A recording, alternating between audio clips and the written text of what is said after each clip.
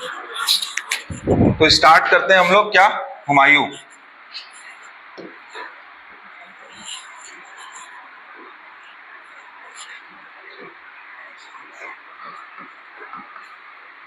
अगर हुमायूं को लेकर संदर्भ में बात करोगे बच्चों, तो हुमायूं जो है वो भारत में 1530 से लेके 1540 और इसके अलावा 1555 से लेके 1556 तक इकाई तक भारत में शासन करता है। बच्चों यहाँ पे एक स्लैश करके 1555 और 1556 2 साल दिख रहा होगा, और एक 1530 से 1540 दिख रहा है। 10 साल और 2 साल, दो तरीके का गैप दिख रहा है। बिल्कुल इसी चीज को समझते हैं पहले। देखिए बच्चों, दरअसल बात यह है, जब हुमायूं का शासन आता है, टाइम पीरियड आता है हुमायूं का, हुमायूं के टाइम पीरियड में बीच में 1530 से लेके यहाँ पे 1540 से लेके 1555 तक यहाँ पे एक स्पेशल वंश आ जाता है, जिस वंश को सूरी वंश कहते हैं। कौन सा वंश कहते हैं? सूरी वंश कहते हैं, जिसका संस्थापक कौन था? शेर शाह सूरी था। कौन था बच्चों? जिसका संस्थापक जो था वो शेर शाह सूरी था।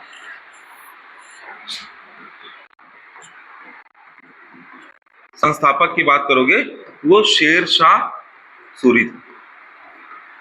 अच्छा, ये कैसा संस्थापक था बच्चों? तो ये अफगानी व्यक्ति था। कैसा व्यक्ति था? अफगानी संस्थापक। अफगानी कैसा था? अफगानी था।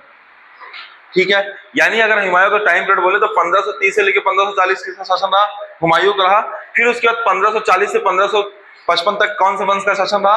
सूरी वंश का शासन रहा, जिसमें संस्थापक कौन था? शेर शाह सूरी था। बच्चों अगर स्पेशली बात करोगे शेर शाह सूरी की, तो शेर शाह सूरी जो था बच्चों वो 1540 से लेके 1545 तक स्पेशली किसका शासन था? शेर शाह सूरी का शासन था। कब? इसके बाद उसके बेटे और अन्य राजाओं का शासन था। 15 साल बीच में किसका शासन रहा? सूरी वंश का शासन रहा। इसको अगर समझा जाए तो इस तरीके से समझते हैं कि हुमायूं भारत में 2 चरणों में शासन किया। चरण 1 और चरण 2। 2 वर्ष का शासन और 10 वर्ष का शासन, अर्थात कुल कितना शासन हुआ बच्चों? कुल 12 वर्ष का शासन किया है। कौन? हुमायूं। अब थोड़ा सा समझते हैं कि जब हुमायूं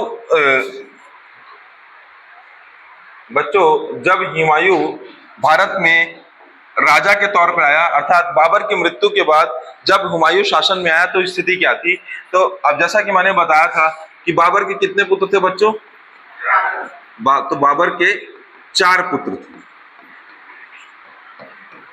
कितने पुत्र थे? बाबर के 4 पुत्र थे। अच्छा, बाबर के चारों पुत्र का नाम क्या है? तो एक तो खुद हुमायूं, दूसरा कौन है? अस्करी, तीसरा है बच्चों हिंदाल, और चौथा है कामराज। बच्चों इन सब में सबसे बड़ा जो था वो हुमायूं था। कौन था सबसे बड़ा? हुमायूं। और हुमायूं के पास सबसे बड़ी समस्या ये थी कि बाबर की मृत्यु के बाद दिल्ली का सुल्तान कौन बनता है? दिल्ली का सुल्तान हुमायूं बनता है। लेकिन उसके भाइयों के बीच विवाद ना हो, इसलिए हुमायूं के लिए सबसे इंपॉर्टेंट चीज ये हो जाती है वो किसी तरीके से अस्करी, हिंदाल और कामराज को क्या करे? राज्य के कुछ कुछ हिस्सों को दे दे। तो चूंकि जब बाबर शासन करता था बच्चों, तो आप याद कीजिएगा कि मैंने बताया था आपको,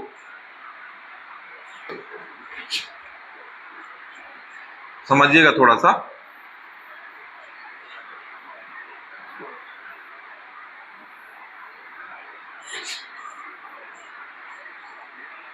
अगर आप देखेंगे बाबर का टाइम का शासन काल, तो बाबर कुछ इस तरीके से इतने लंबे क्षेत्र में शासन कर रहा था, इतने लंबे क्षेत्र में कर रहा था, और फिर धीरे से बाबर ने कौन से क्षेत्र को जीता था? इस तरीके से क्षेत्र को बढ़ाया था। तो इस पूरे क्षेत्र में, और बच्चों इसके अलावा बाबर के चचेरे भाई कहाँ पे बैठे हुए थे? समरकंद वाले क्षेत्र में, इस क्षेत्र में बैठे हुए थे। तो यहाँ पे भी अब चीजें क्या होती हैं? चीजें बदलेंगी तो पूरा साम्राज्य का स्ट्रक्चर बदलेगा। साम्राज्य का जब स्ट्रक्चर बदलेगा होगा ये बच्चों, ये जो पूरा हिस्सा है ये 4 भाइयों के बीच बटेगा। क्या होगा? पूरा हिस्सा 4 भाइयों के बीच बटेगा। वो किस तरीके से आप समझ पा रहे हैं क्या है? और ये जो पूरा नीचे का हिस्सा है, नीचे के हिस्से में मुगल जाएंगे लेकिन धीरे धीरे धीरे करके जाएंगे ना, क्योंकि अभी विजयनगर साम्राज्य और बहमनी साम्राज्य भी है, जिसको भी मैं पढ़ाया नहीं। बीच में भी कौन सा साम्राज्य आएगा? विजयनगर साम्राज्य और बहमनी साम्राज्य। तो बच्चों इस पूरे क्षेत्र में क्या रहता है? इस पूरे क्षेत्र में मतलब 4 भाइयों के बीच बंटता है। तो जो कामराज रहता है, कामराज बच्चों काबुल और कांधार क्षेत्र में रहता है। कौन से क्षेत्र में रहता है बच्चों? तो कामराज को क्या मिलता है? काबुल और कांधार, यानी कि अफगानिस्तान का क्षेत्र मिलता है बच्चों। कौन सा क्षेत्र मिलता है? अफगानिस्तान का। अफगानिस्तान मतलब भारत के ऊपरी सिरे का ऊपरी हिस्सा। अस्करी जो रहता है बच्चों, अस्करी को संबल मिलता है, संबल क्षेत्र मिलता है, ठीक है। जो हिंदाल रहता है बच्चों, हिंदाल को अलवार क्षेत्र दिया जाता है। कौन सा क्षेत्र? अलवार क्षेत्र। और जो हुमायूं रहता है वो दिल्ली क्षेत्र में बैठता है। कहां बैठता है? दिल्ली क्षेत्र में बैठता है। 4 भाई रहते हैं, बाबर के 4 पुत्र और हुमायूं के 4 भाई। चारों भाई को अलग अलग क्षेत्र में बैठा दिया जाता है। अच्छा, हुमायूं क्यों दिल्ली में बैठना चाहता है और हुमायूं जब दिल्ली पे बैठता है तो क्या होता है? तो समझिएगा, एक चीज और ध्यान देने वाली बात है, मैप से ही समझेंगे तो।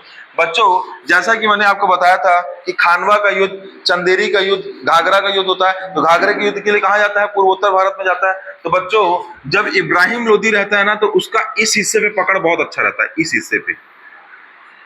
और अगर इसको और अच्छे समझोगे तो आप ये बोल सकते हो कि अफगानी शासकों का इन क्षेत्रों में पकड़ अच्छा रहता है। कहां पे? पूर्वोत्तर भारत में। क्या बोल रहा हूं?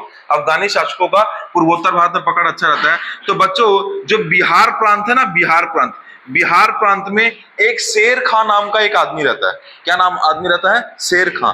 और उसी वहीं पे एक कुतुब खां, 2 व्यक्ति रहते हैं, शेर खां और कुतुब खां, 2 व्यक्ति रहते हैं। बच्चों ये शेर खां लोदी और कुतुब खां लोदी हैं, अर्थात अफगानी शासक हैं। क्या? कौन से शासक है? अफगानी शासक है। इसको थोड़ा सा और अच्छे समझते हैं, थोड़ा सा आप और चीजों को और अच्छे समझिए। ऐसे देखिए, जैसा कि मैंने आपको बताया था कि बाबर किसको हराता है? बाबर किसको हरा के बनता है राजा? इब्राहिम लोदी को। तो इब्राहिम लोदी कौन सा शासक रहता है? अफगानी शासक रहता है। तो अफगानी शासक के कुछ और जो छुटवैये शासक है, छुटवैये सूबेदार रहते हैं, वो भारत में अलग जगह फैल जाते हैं। तो उनमें से एक व्यक्ति कौन कहां फैला हुआ है? शेर खां के नाम से। यही शेर खां बाद में जाके शेर शाह सूरी बनेगा, ठीक है। तो क्या है बच्चों, अब देखो हुमायूं कहां बैठा है? दिल्ली में। उसका अस्करी में कौन बैठा है? मतलब अस्करी बैठा है संबल में। अलवार क्षेत्र में कौन बैठा है? हिंदाल। और काबुल और कांधार क्षेत्र में कौन बैठ गया है? कामराज। अब क्या कर रहा है? अब हुमायूं अपनी चीज का एक्सपेंशन करेगा। हुमायूं क्या करेगा? क्षेत्र विस्तार करेगा। जैसे हुमायूं क्षेत्र विस्तार करेगा ना बच्चों, तो हुमायूं जब क्षेत्र का विस्तार करेगा तो हुमायूं को युद्ध लड़ने पड़ेंगे। क्या लड़ने पड़ेंगे? युद्ध। तो ये हुमायूं के टोटल आपको मैं पढ़ाऊंगा 5 युद्ध प्रथम चरण में पढ़ेंगे और 2 युद्ध बच्चों द्वितीय चरण में पढ़ोगे आप। तो हुमायूं के टोटल कितने युद्ध पढ़ेंगे? 7 युद्ध पढ़ेंगे। ये समझ में आया कि नहीं आया? आया? देख लो वापस से हुमायूं। अब व्यक्तिगत तौर पे हुमायूं के बारे में थोड़ा सा समझ लेते हैं कि हुमायूं कौन था। तो हुमायूं का बच्चों जन्म ना काबुल में हुआ था। बाबर का पुत्र था और कहां जन्म हुआ था? काबुल में हुआ था। और उसकी माता का नाम माहम बेगम था। तो देखिए, पिता का नाम क्या हो गया? बाबर। माता का नाम क्या हो गया? माहम बेगम, ठीक है बच्चों। इसी तरीके से बाबर की एक पुत्री थी गुलबदन बेगम, जो हुमायूं की बहन थी, जिसने हुमायूं नामा लिखा है। जैसे बाबर नामा किसने लिखा? बाबर नामा पहले तो बाबर ने लिखा, फिर अकबर के कौन? अब्दुल रहीम खान खाना ने उसको फारसी में अनुवाद कराया। तो आप समझिएगा, उसी तरीके से हुमायूं नामा की बात करोगे, हुमायूं नामा लिखा गया है बच्चों गुलबदन बेगम के द्वारा। किसके द्वारा? गुलबदन बेगम। और गुलबदन बेगम कौन है? हुमायूं की बहन है। कौन है? हुमायूं की बहन है। तो हुमायूं की बहन कौन हो गई? गुलबदन बेगम। हुमायूं की मां कौन हो गई? माहम बेगम। और हुमायूं के पिता कौन हो गए?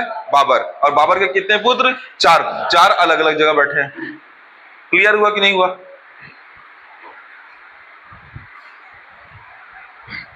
बच्चों जब हुमायूं का राज्याभिषेक होता है तब हुमायूं की जो उम्र रहती है वो 22 वर्ष रहती है। कितनी उम्र रहती है? 22 वर्ष की उम्र में हुमायूं क्या बनता है? राजा बनता है। अच्छा, एक चीज इसमें ध्यान देने वाली बात यह है कि भाइयों के बीच संघर्ष आपस में रहता है, तो भाई अपना में क्या करते हैं? बंटवारा करते हैं। जब बाबर जाता है तो बहुत विशाल क्षेत्र दे के जाता है, इसलिए हुमायूं के लिए बहुत ज्यादा मुश्किलात होता है कि शुरू में किस तरीके से चीजों को व्यवस्थित किया जाए। तीसरी बात करेंगे अगर आप, तो बच्चों जब हुमायूं शासन करने आता है तो अफगानियों की लगातार चुनौतियां मिलती रहती हैं। क्यों चुनौतियां मिलती रहती हैं? मैंने आपको 3 युद्ध पढ़ाए थे। पहला कौन सा युद्ध था? खानवा का युद्ध। दूसरा कौन सा युद्ध था? चंदेरी का युद्ध। तीसरा कौन सा युद्ध था? घाघरा का युद्ध। जो बच्चों घाघरा का युद्ध हुआ था वो किसके द्वारा लड़ा गया था? अफगानी शासक के द्वारा लड़ा गया था, अफगानी सेनाओं के द्वारा लड़ा गया था। और अफगानी सेनाओं को कौन हराता है? बाबर हराता है। लेकिन पूरी तरीके से समाप्त नहीं होते, तो अफगानी कंटिन्यू किसका विरोध करते रहते हैं? हुमायूं का विरोध करते रहते हैं। समझ आया? अब आगे बढ़ते हैं।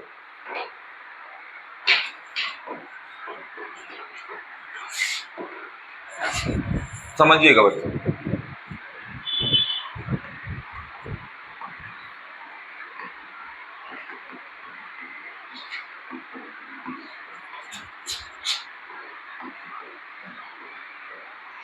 अच्छा युद्ध को अगर मैं डायरेक्ट ऐसे पढ़ाऊंगा तो आपको समझ में नहीं आएगा, मतलब सीधे रटना हो जाएगा।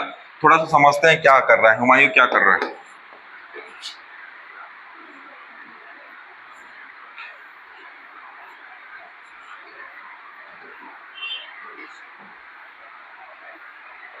अब देखो बच्चों, हुमायूं कहाँ बैठा है? दिल्ली में बैठा हुआ है,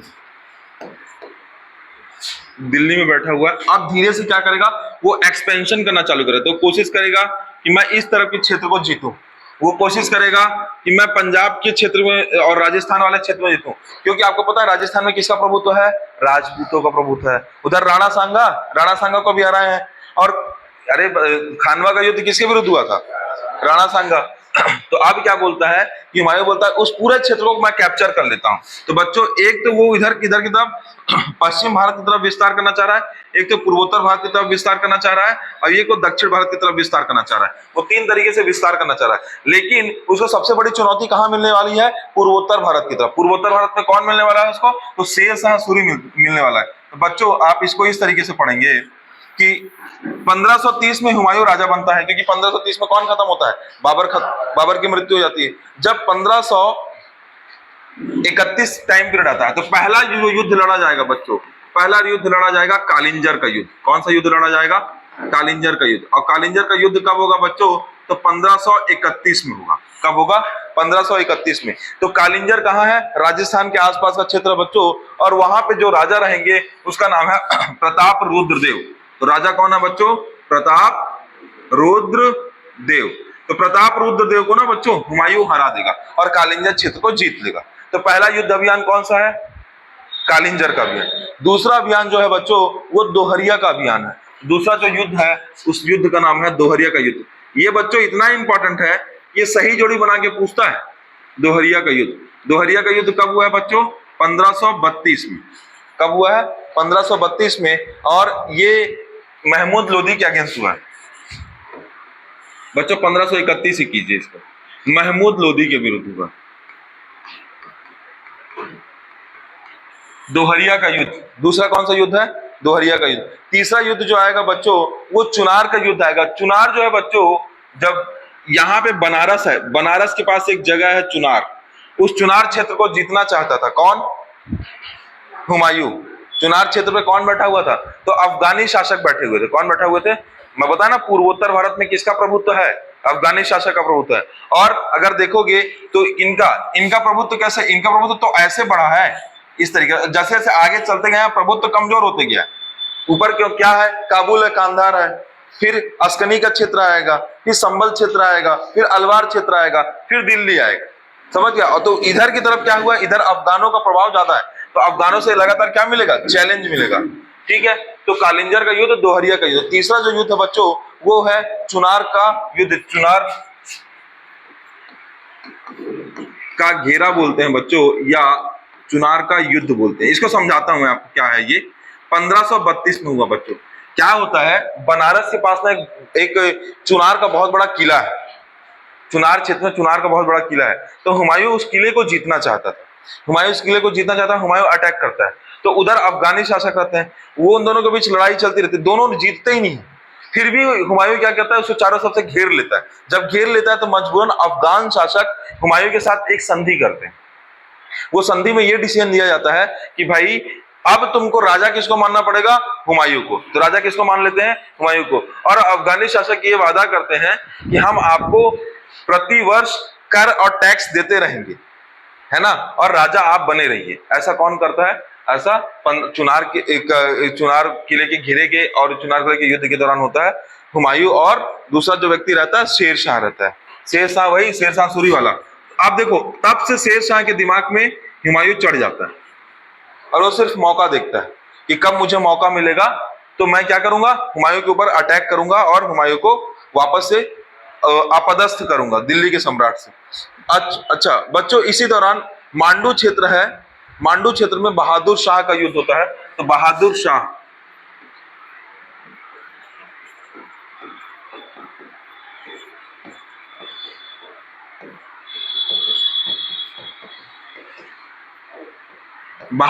मांडू क्षेत्र का युद्ध है, जो युद्ध हुआ है बच्चों 1535 में।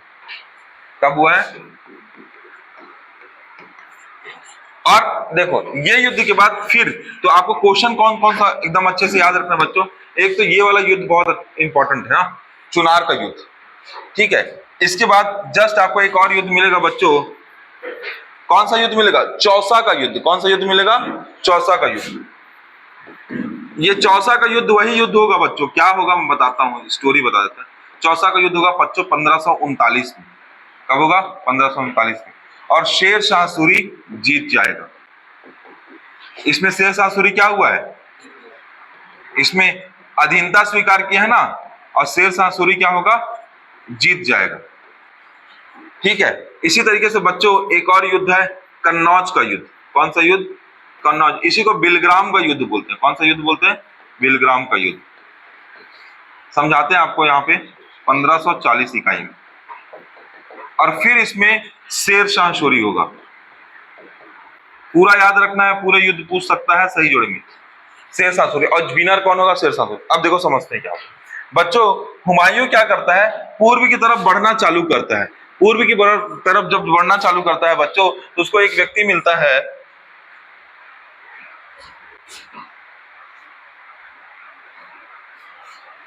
एक सेकंड बच्चों। जब पूर्व की तरफ बढ़ना चालू करता है तो उसको कौन सा व्यक्ति मिलता है? शेर खां मिलता है और कुतुब खां मिलता है। तो क्या होता है बच्चों, शेर खां यानी कि चुनार का घेरा, मतलब वो पूर्व की तरफ बढ़ना चालू करता है और सबसे पहले क्या होता है? चुनार का घेरा, यानी शेर शाह सूरी को या शेर खां को हराते हुए कहां चला जाता है? बंगाल की तरफ चला जाता है, आगे आगे बढ़ जाता है, आगे बढ़ता है। और वो उसको मेन दोहरिया का अभियान करना रहता है, तो महमूद लोधी को हराते हुए आगे बढ़ता जाता है, पूर्वोत्तर भारत की तरफ आगे बढ़ता है। कुतुब खां उसके साथ 1537 में फिर युद्ध करता है। तो कुतुब खां को भी वो क्या है, अपनी बात मनवाने में सफल रहता है। कौन? हुमायूं। अब क्या होता है? बंगाल तक पहुंच जाता है। हुमायूं कहां तक पहुंच जाता है? बंगाल तक। हुमायूं कहां तक पहुंच गया बच्चों? बंगाल तक। कब पहुंचा है तो इसको समझिएगा।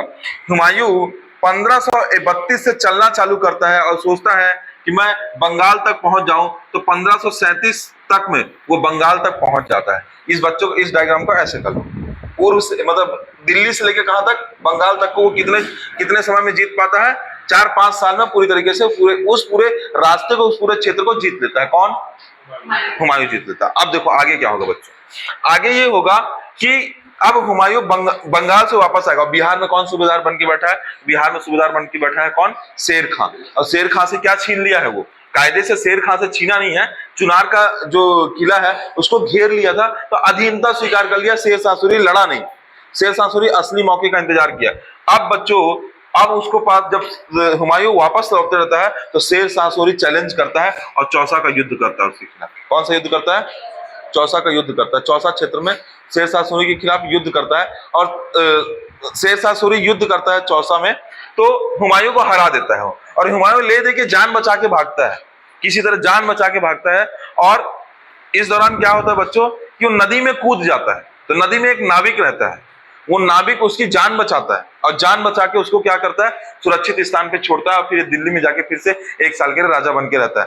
तो क्या होता है बच्चों, जो नाविक रहता है उसको, उसका नाम रहता है भिश्ती निजाम। क्या नाम रहता है? भिश्ती निजाम। उस निजाम को एक दिन के लिए वो दिल्ली का राजा बनाता है। याद रखिएगा, चौसा के युद्ध के बाद, शेर शाह सूरी से परास्त होने के बाद हुमायूं ने, किसने बच्चों? हुमायूं ने भिस्ती निजाम को दिल्ली का एक दिन का राजा बनाता है। क्या क्वेश्चन पूछता पता है? हुमायूं के कौन से अभियान के बाद भिस्ती को एक दिन का राजा बनाया जाता है? तो कौन सा अभियान है वो? चौसा का अभियान, चौसा का युद्ध के बाद। ठीक है बच्चों, अब क्या होगा बच्चों? चौसा को तो जीत नहीं पाया और वापस कहां चला गया? दिल्ली। अब दिल्ली से हुमायूं फिर कन्नौज को जीतना चाहता है। कन्नौज, ये कन्नौज देखो, ये सब पूर्वोत्तर रास्ते में पड़ेंगे और पूर्वोत्तर रास्ते में कौन बैठा हुआ है? अफगानी शासक बैठे हैं, तो कन्नौज को जीतना चाहेगा। तो अब इधर ये बिहार पे बैठा है, तो ये बिहार से कन्नौज अटैक कर देगा। कौन? शेरशाह सूरी। उधर दिल्ली से कन्नौज कौन अटैक करेगा? हुमायूं। दोनों के बीच फिर भिड़ंत होगी। शेरशाह सूरी इस बार कन्नौज से क्या करेगा? कन्नौज बिलग्राम क्षेत्र में हुमायूं को हरा देगा। हुमायूं भागेगा और हुमायूं भाग करके सिंध क्षेत्र में जाएगा। कहां जाएगा? सिंध क्षेत्र में जाएगा। सिंध क्षेत्र कौन सा क्षेत्र है बच्चों? ये जो पूरा क्षेत्र है, ये पूरा क्षेत्र सिंध क्षेत्र, इधर भाग जाएगा, दिल्ली से इधर भागेगा। और शेरशाह सूरी कहां का राजा बन जाएगा? दिल्ली का। ये समझ में आया कि नहीं आया? ये कौन सा चरण है बच्चों? तो ये हुमायूं का पहला चरण है। कौन सा चरण है? 10 साल। क्लियर हुआ? इसमें जो थोड़ा बहुत बनाना है बना लीजिए, फिर आगे बताते हैं।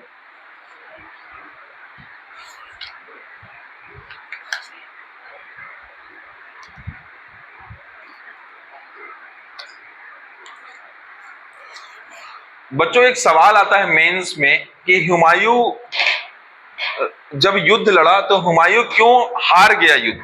मतलब आखिर शेरशाह सूरी से लड़ा, दिल्ली का राजा था भाई, है ना, उसके पिताजी इतने खतरनाक थे, उतना बड़ा साम्राज्य छोड़ के गए थे। तो उसका रीजन है, क्वेश्चन पूछता है 2 नंबर में, तो 4 कारण है उसके बच्चों। तो पहला कारण यह है कि अफगान की शक्ति को कमजोर समझना। शेरशाह सूरी क्या की शक्ति को क्या समझा? कमजोर समझा। तो अफगान की शक्ति को कमजोर समझा।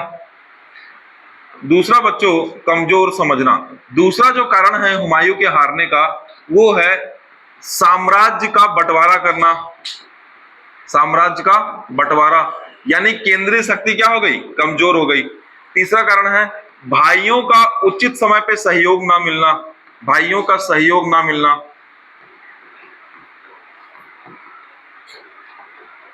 और अगला कारण जो है सैनिक गतिविधि, वेतन, विश्वास की कमी। ये 4 महत्वपूर्ण कारण है जिसकी वजह से हुमायूं हारा है। किसे? शेरशाह सूरी से।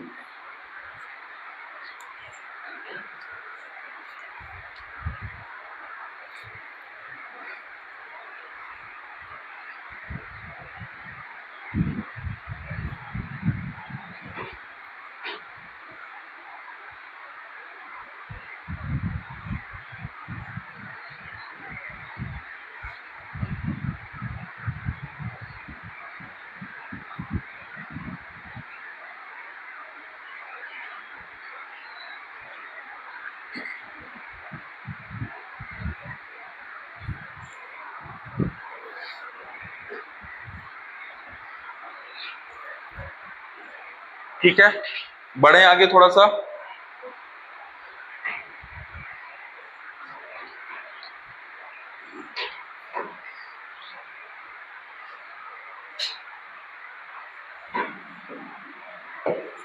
देखिए बच्चों, ये हुमायूं का प्रथम चरण था। अब हुमायूं का द्वितीय चरण देखिए।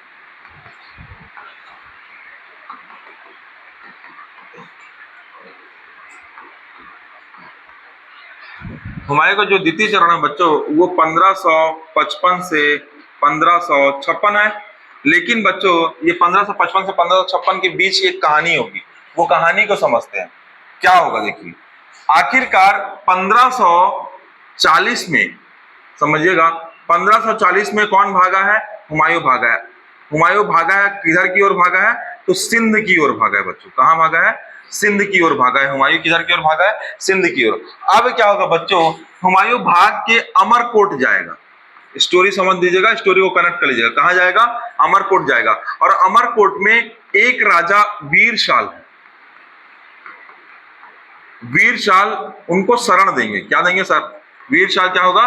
हुमायूं को रुकवाएगा, अपनी जगह रुकवाएगा, शरण देगा। ठीक है, कुछ समय के लिए वो कहां रहेगा? वीरशाल के पास रहेगा। ठीक है, और इसके बाद क्या होता है, अपना ये बाद का जीवन जो है, यानी कि 15 साल, 1540 से लेके 41 से लेके 1500, देखो बच्चों ध्यान से समझना, 1541 से लेके 1554 तक बहुत संघर्ष करता है ये लगातार, क्योंकि इसके मन में एक ही चीज आता है कि मैंने दिल्ली हारी है, तो मेरे को दिल्ली वापस जीतना है। तो ये क्या करता है, ये ईरान के राजा के पास चला जाता है और उन्हीं की शरण में रहता है। कौन? ईरान के राजा की शरण में रहता है, और वहां से जो प्लानिंग करना होता है बच्चों करता है। प्लानिंग अभी आपको समझ में आ जाएगी कितनी खतरनाक प्लानिंग करता है। इस दौरान बच्चों अमरकोट की जब राजा वीरशाल के पास पहले प्रारंभ में जैसे ही भागता है तो शरण में जाता है और ठहरता है, और इसी दौरान पास में ये उसके भाई का क्षेत्र रहता है। उसके भाई का जो क्षेत्र रहता है वो हिंदाल का क्षेत्र रहता है, अलवार क्षेत्र बोलते हैं ना। देखो आप समझना, हिंदाल के गुरु, हिंदाल के गुरु का नाम रहता है मीर अली अकबर। क्या नाम रहता है? मीर अली अकबर।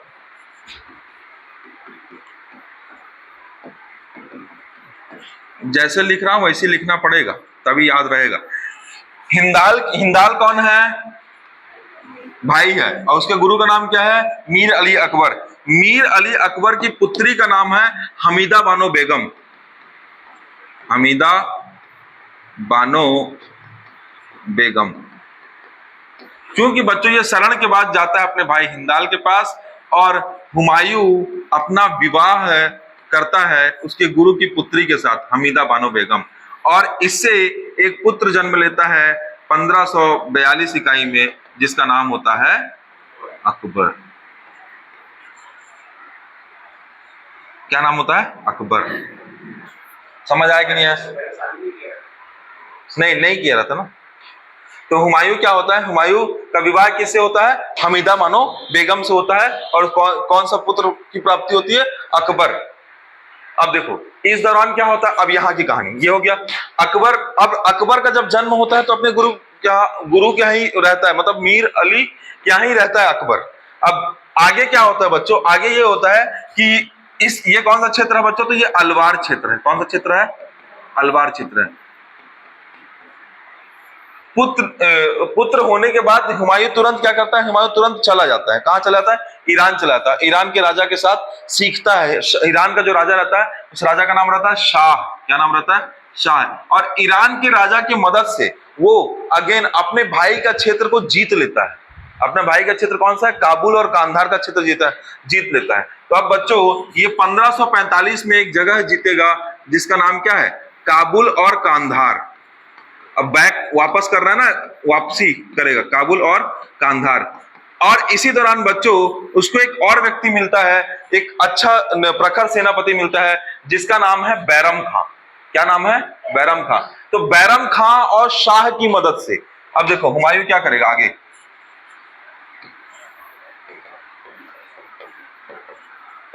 क्या बोल रहा हूं बच्चों? हुमायूं बैरम खां और शाह की मदद से क्या करेगा बच्चों? वो पेशावर क्षेत्र को जीतेगा। कौन से क्षेत्र को जीतेगा? पेशावर, मतलब रिटर्न आ रहा है, भारत के साइड आ रहा है, पेशावर का क्षेत्र को जीतेगा। ये कब जीतेगा बच्चों? ये जीतेगा 1554 इकाई में। याद रखोगे 1554 का उल्टा करो तो 1545 और 1554। तो 1545 में किसको कैप्चर किया? तो 1545 में बच्चों वो काबुल क्षेत्र को जीता है स्पेशली। कौन से क्षेत्र को? काबुल। और फिर वो कौन से क्षेत्र को जीता है बच्चों? पेशावर क्षेत्र को जीता है। और फिर वापस रिटर्न आएगा और रिटर्न आके एक युद्ध लड़ेगा, मच्छीवार का युद्ध लड़ेगा, जो कि पंजाब में है। अभी मैं इसको मैप बनाऊंगा तो आपको समझ में आ जाएगा। तो पहला एक युद्ध लड़ेगा, जो कौन सा युद्ध रहेगा? मच्छीवार का युद्ध। कब होगा ये युद्ध? तो 1555 में होगा। वहां पे शेर शाह सूरी की तरह ही एक अफगानी शासक रहेंगे जिसका नाम रहेगा नसीर खां और तातर खां। और ये जो क्षेत्र है बच्चों, ये क्षेत्र है पश्चिमी पंजाब का। कौन सा क्षेत्र है? पश्चिमी पंजाब का। अच्छा, ये थोड़ा आपको कम समझ में आएगा, क्यों? क्योंकि मैं आपको 1540 से सीधे 1555 कुदा दे रहा हूं। बीच की कहानी तो आपको बता नहीं रहा हूं।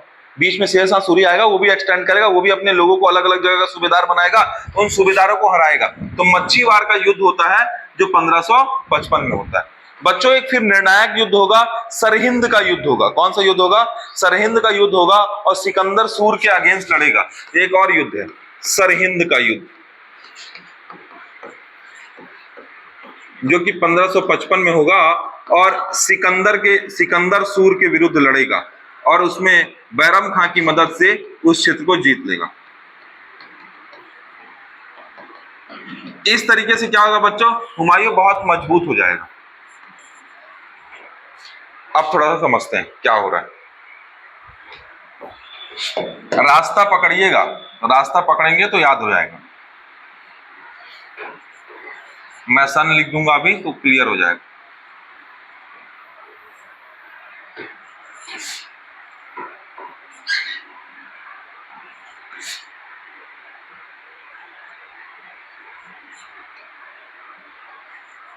देखिए बच्चों, यह है ईरान क्षेत्र। कौन सा क्षेत्र है? ईरान क्षेत्र। ये हिंदुस्तान का कौन सा क्षेत्र है बच्चों? ये कायदे से पंजाब क्षेत्र है। कौन सा क्षेत्र है? पंजाब क्षेत्र। ये है बच्चों सिंध क्षेत्र। ये नीचे वाला थोड़ा सा कौन सा क्षेत्र है? सिंध क्षेत्र है। ऊपर वाला कौन सा क्षेत्र है? पंजाब क्षेत्र। बताया था ना, पाकिस्तान 5 अलग अलग चीजों को मिला के बना है। आप समझ सकेगा। ये कौन सा क्षेत्र है बच्चों? तो काबुल और कांधार क्षेत्र। ठीक है, काबुल और कौन सा क्षेत्र है? कांधार क्षेत्र। अब बस पकड़ते चलिएगा। देखो क्या होता है बच्चों, पहले चौसा के युद्ध में हारता है, फिर कन्नौज के युद्ध में आता है। तो हुमायूं इस तरीके से भाग रहा है। हुमायूं भाग के कहां जाएगा? पहला कहां जाएगा? सिंध। कहां चला गया? सिंध। सिंध से वो कहां पहुंच जाएगा? ईरान। ईरान में कौन सा राजा है बच्चों? ईरान में राजा है शाह, है ना। और यहाँ पे क्या होगा? सिंध प्रदेश में ही एक जगह है बच्चों, अलवार क्षेत्र के आसपास, अमरकोट। कौन सी जगह है? अमरकोट। यहाँ पे कौन रहेगा? मीर अली अकबर। मीर अली अकबर कौन रहेगा बच्चों? हिंदाल के गुरु रहेंगे। हिंदाल कौन है? हुमायूं का भाई। उसकी पुत्री का नाम क्या रहेगा? हमीदा बानो बेगम। हमीदा बानो बेगम से किसका विवाह हो जाएगा? हुमायूं का। और कौन होगा? अकबर। ये घटना कब की होगी? 1542 की। कब की होगी? 1542 की। ये घटना कब की है बच्चों? ये है 1539 की। ये घटना कब की है? तो 1540 की। ये घटना कब की है? 1542 की। और ये घटना कब की, जब वो इसकी शरण में चला आता है? 1542 की है बच्चों। इसी दौरान क्या होगा? वो इस क्षेत्र को जीतेगा। ये घटना कब की है? 1545 की। कब की है? अब वो रिटर्न मार रहा है, रिटर्न की तरफ आ रहा है। रिटर्न आ रहा है तो वो कौन कहां आएगा? मच्छीवार का युद्ध। कहां? मच्छीवार का युद्ध। और मच्छीवार के युद्ध क्या हुआ?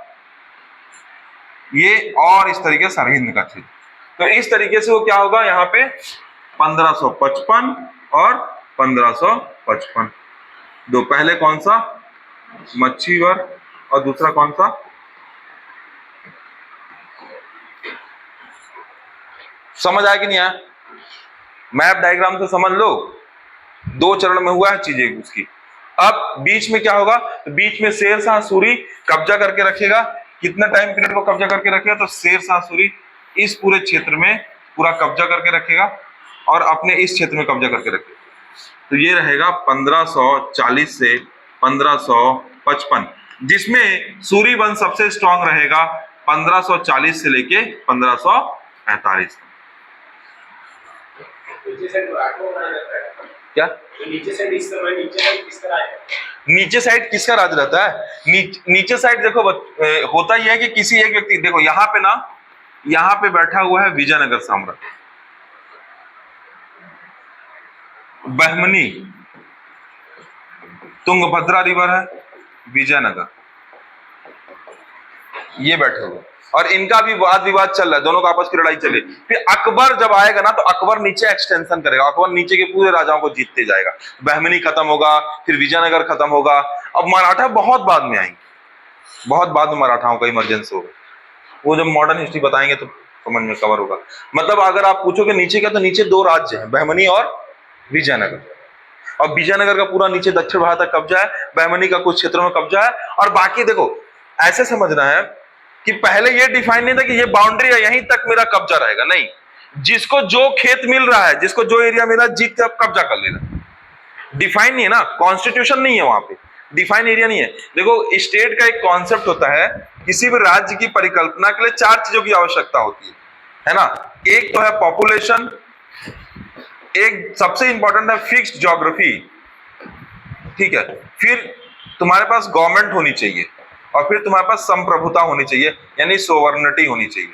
अब देखो क्या है, पहले ये कॉन्सेप्ट मतलब पहले ये था ही नहीं।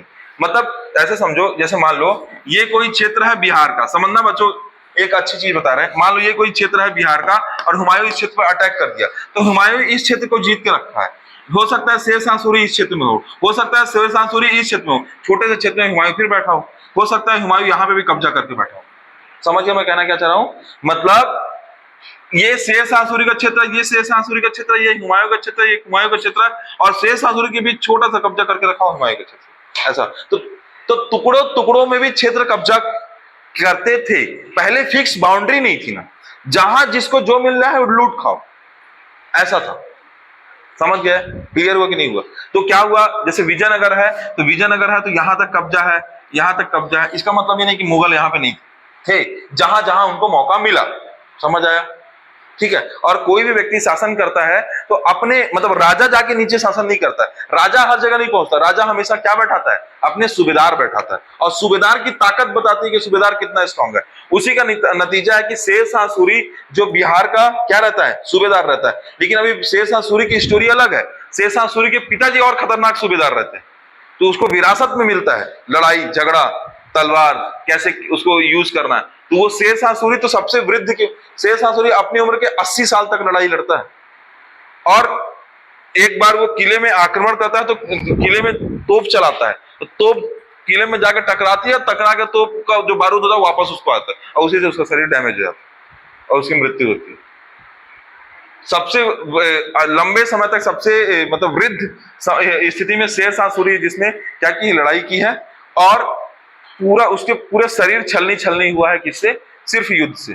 और मेरे ख्याल से जो कन्नौज का युद्ध रहता है, कन्नौज के युद्ध में उसका शरीर का शायद एक हाथ शायद नहीं रहता, मतलब 2 पैर 1 हाथ से वो लड़ता है कन्नौज का युद्ध। ये समझ में आया? ये हुमायूं की पूरी स्टोरी कनेक्ट हो गई कि नहीं हो गई? और ये हुमायूं के दो, तो हुमायूं के 2 चरण, ये द्वितीय चरण हो गया बच्चों। और द्वितीय चरण के दौरान इस दौरान बीच में जो जो इंपॉर्टेंट है वो घटनाएं हो गई, ठीक है। आप ऐसे ही करके करना। अब देखो पीपीटी को बनाते ही ऐसा है ताकि इसको आप लंबे समय, ये फिर पूरे युद्ध एक साथ हो गए, उनके डायग्राम इस तरीके से हो गए, और ये इस तरीके से कैसे अफगान लोग कंटिन्यू उस पर अटैक कर रहे थे। अब कहीं ना कहीं हमारे लिए जरूरी ये हो गया है कि हम शेर शाह सूरी को पढ़ें। तो अगला जो टॉपिक होने वाला है हमारा सूरी वंश होने वाला है, और सूरी वंश की शुरुआत कहां से होगी, तो इधर से, क्या बोलते हैं, कन्नौज के युद्ध के बाद क्या होगा, हुमायूं दिल्ली छोड़ के भाग जाएगा सिंध की तरफ, और दिल्ली पर किसका कब्जा हो जाएगा, शेर शाह सूरी का कब्जा हो जाएगा। तो अगली हेडिंग डालेंगे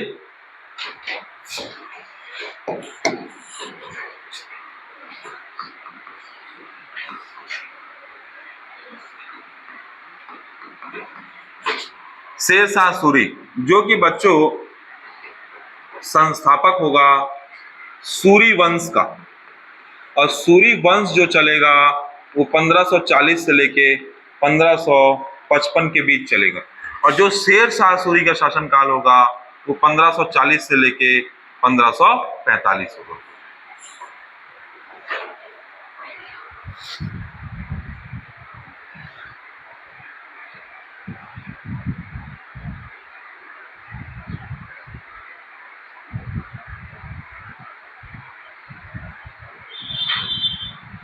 ठीक,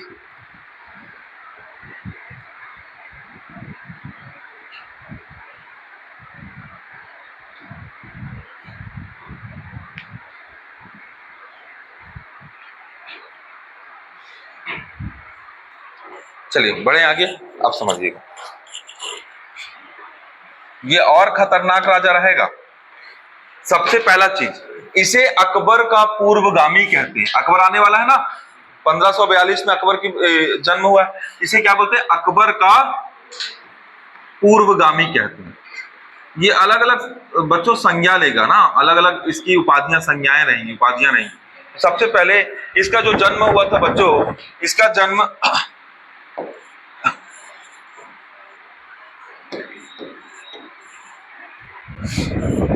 देखो, इसके जो पिता थे वो होशियारपुर एक जगह है वहां बैजवाड़ा में, तो इसका जन्म हुआ है 1472 बैजवाड़ा में, जो होशियारपुर का क्षेत्र है।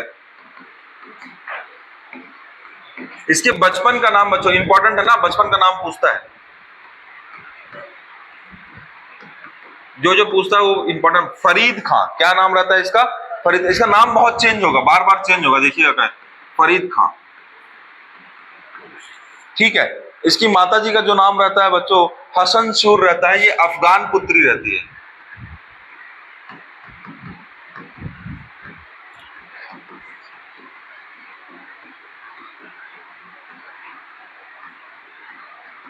बच्चों ऐसा माना जाता है कि आपको जब आपको लोधी वंश पढ़ा रहे थे, लोधी वंश पढ़ा रहे थे, तो सिकंदर लोधी बताए थे। सिकंदर लोधी ने कौन सा राज्य का कौन सा शहर बसाया था? आगरा शहर बसाया था। और सिकंदर लोधी स्पेशली कहाँ शासन कर रहा था? दिल्ली में, लेकिन उसने आगरा शहर बताया था। तो आगरा का सूबेदार बनाया था। तो आगरा का सूबेदार किसको बनाया था? शेरशाह सूरी को बनाया था। किसको बनाया था? शेरशाह सूरी को बनाया था। और वो कब बनाया था बच्चों? तो उसका राज्याभिषेक, देखो ऐसे समझते हैं, थोड़ा सा गड़बड़ हुआ है। सिकंदर लोधी आगरा शहर बसाता है। कौन सा शहर बसाता है? आगरा शहर बसाता है। और सिकंदर लोधी के लिए शासन का कौन सा जगह रहता है? दिल्ली। लेकिन बच्चों लोधी वंश का कॉन्सेंट्रेशन जो होता है वो स्पेशली कहां पे बढ़ने लगता है? आगरा पे बढ़ने लगता है। इसलिए लोधियों की सत्ता कहां पे कमजोर होने लगती है? दिल्ली में कमजोर होने लगती है। इसको कौन भांपता है? राणा सांगा भांपता है, दौलत खां भांपते हैं, दिलावर खां भांप जाते हैं कि लोधी वंश की ज्यादातर कॉन्सेंट्रेशन कहां हो गए? आगरा में हो गए। मैं आपको कहना क्या चाह रहा था, आगरा के क्षेत्र में जब सिकंदर लोधी का टाइम पीरियड खत्म हो जाता है, बाबर आएगा। बाबर के लिए क्या होता है बच्चों? बाबर प्रारंभ में तो शासन कहां करते रहता है? दिल्ली में। लेकिन हुमायूं को कहां रखता है? आगरा में। आगरा एक इंपॉर्टेंट जगह हो जाती है। मैं कहना ये चाह रहा हूं कि दिल्ली के अलावा जिस तरह से कन्नौज इंपॉर्टेंट हुआ करता था प्राचीन काल में, मिडिवल हिस्ट्री में, मुगल काल में कौन सा क्षेत्र इंपॉर्टेंट हो गया था? आगरा इंपॉर्टेंट था। और आगरा के जस्ट बगल में अर्थात उत्तर प्रदेश के जस्ट बगल में बिहार है। और बिहार में कौन सूबेदार बना बैठा था? शेरशाह सूरी। तो शेरशाह सूरी सबसे पहले अपना राज्याभिषेक कराता है, वो किस शहर में कराता है? तो आगरा में कराता है 10 जून 1540 में। कहां कराता है? 10 जून 1540 में। यानी कि आगरा उसके लिए कैसा शहर रहता है? इंपॉर्टेंट शहर रहता है। तो राज्याभिषेक वो कराता है कहां?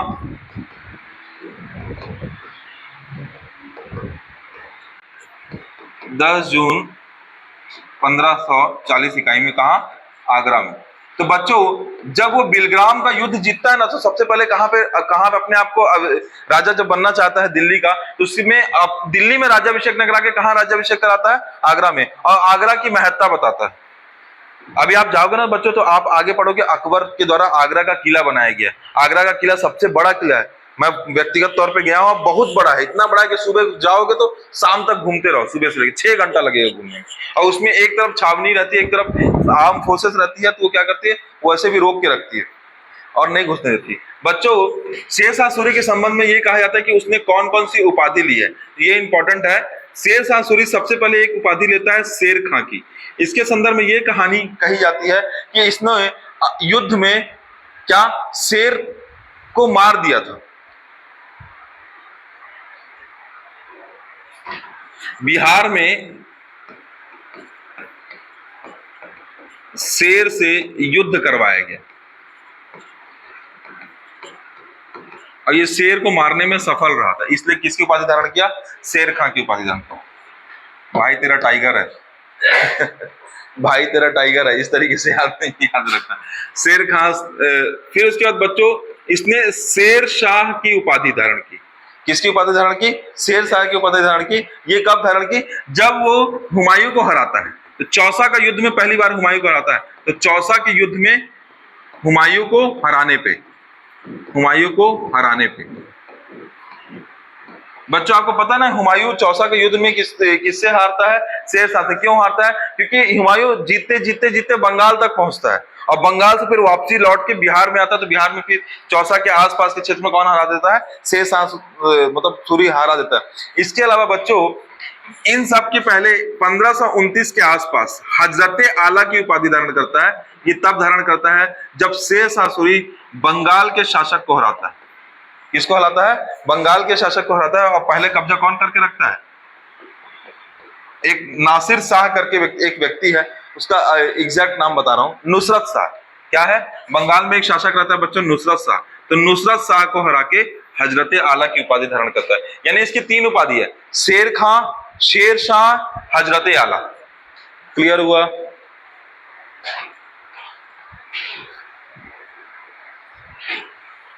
शेर शाह सूरी के टाइम की सबसे इंपॉर्टेंट बात, इसी टाइम का एक समकालीन कवि है जिसका नाम क्या है? मलिक मोहम्मद जायसी। क्या नाम है?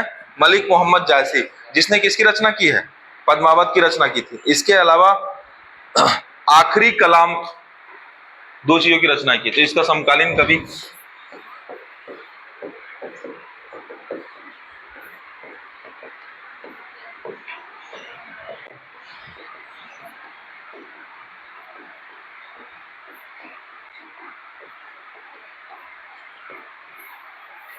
ठीक है,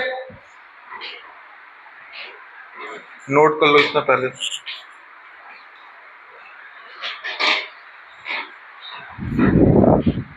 एक बार ना आप ऐसे पढ़ लो, फिर ना एक बार मैं पीपीटी दिखाऊंगा लास्ट में।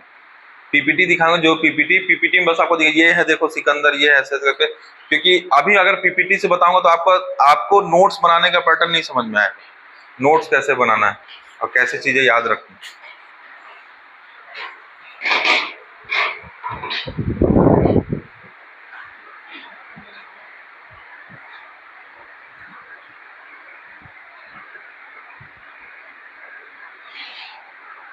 ठीक है, इतना।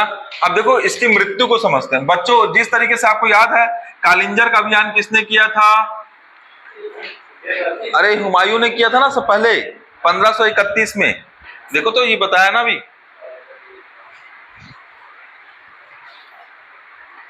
कालिंजर का युद्ध सबसे पहले 1531 प्रताप रुद्रदेव के विरुद्ध। तो बच्चों इसी तरीके से ये भी ना कालिंजर क्षेत्र को जीतना चाहता है। तो कालिंजर क्षेत्र के चारों ओर जो किले रहते हैं ना, उसमें क्या करता है? तोप बारूद से क्या करता है? अटैक करता है। ये तोप बारूद किले से टकरा करके वापस इसी के शरीर में टकरा जाते हैं। वापस शरीर में फट जाने के कारण मृत्यु हो जाती है। ये घटना कब की है बच्चों? तो ये घटना होती है बच्चों 1545 इकाई की। कब की घटना होती है? 1545 इकाई की। यानी कि शेर शाह सूरी की मृत्यु होती है कैसे? कालिंजर के अभियान के दौरान। पूछता है कौन से अभियान के दौरान शेर शाह की मृत्यु हुई थी? तो कालिंजर अभियान के दौरान शेर शाह की मृत्यु कब हुई थी? तो 1545 इकाई में हुई थी। हाँ, अच्छा, खुद धारण करता है कि कोई देता है? शेर शाह की उपाधि जहां तक मुझे पता है खुद धारण करता है, चौसा के युद्ध में जीतने के बाद। हाँ, क्या क्या बताओ?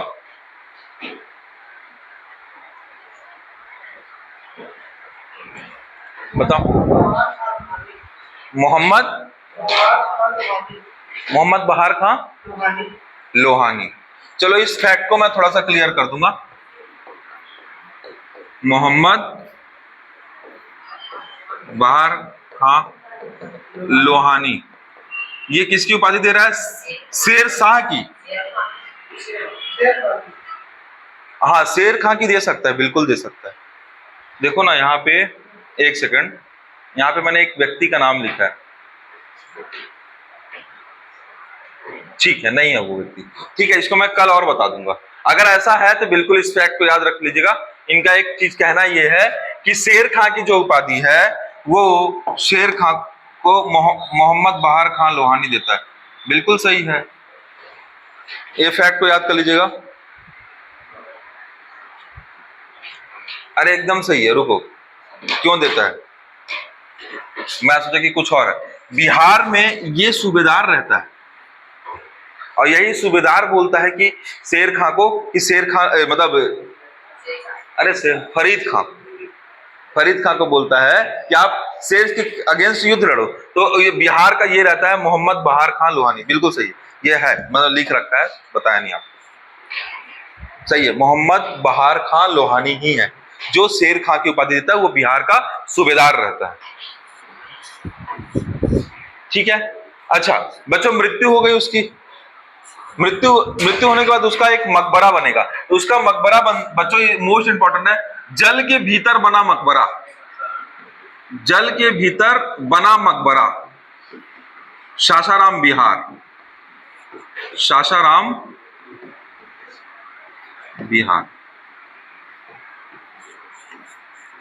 अच्छा, जब आप प्रश्न पूछे तो मैं शेर शाह समझ रहा था ना, तभी मैं बोला कि खुद किससे उपाधि देता है। ठीक है, सासाराम बिहार, उसका मकबरा कहां बना है? जल के नीचे, यानी कि एक पानी का पूरा वो है, जल कुंभ है, जल कुंभ के नीचे इसका अपना मकबरा बनाया था सासाराम बिहार में। बच्चों आपको जब मैं ज्योग्राफी पढ़ा रहा था तो ग्रैंड ट्रंक रोड पढ़ा रहा था, याद है? जीटी रोड पढ़ा रहा था, तो मैंने बताया था जीटी रोड किसने बनाया था? शेर शाह सूरी ने। शेर शाह सूरी बहुत सारे काम करेगा, भूमि को लेके बहुत अच्छी नाप व्यवस्था करेगा, उसके पूरे प्रशासनिक व्यवस्था को कल हम पढ़ेंगे। तो बस आपको एक फैक्ट के तौर पे याद रखना है कि सड़के आजम, एक शब्द बोल रहा हूं, सड़क ए आजम, जिसे क्या कहा जाता है? जीटी रोड कहते हैं बच्चों। क्या कहते हैं? जीटी रोड, या जिसी को ग्रैंड ट्रंक रोड कहते हैं, का निर्माण कराता है कौन? शेर शाह सूरी।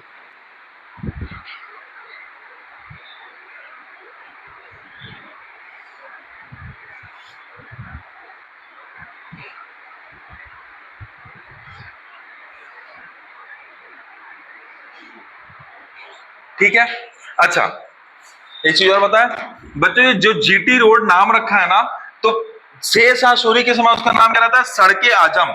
लेकिन ऑकलैंड, लॉर्ड ऑकलैंड जो रहते हैं उसका नाम क्या रख देते हैं? अरे जब अंग्रेज आएंगे तो लॉर्ड ऑकलैंड उसका नाम क्या रख देंगे?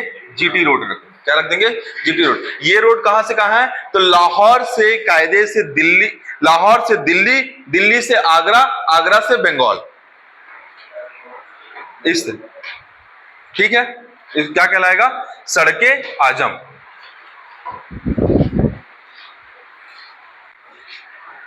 तो इस तरीके से बच्चों ये क्या हुआ? शेर शाह सूरी।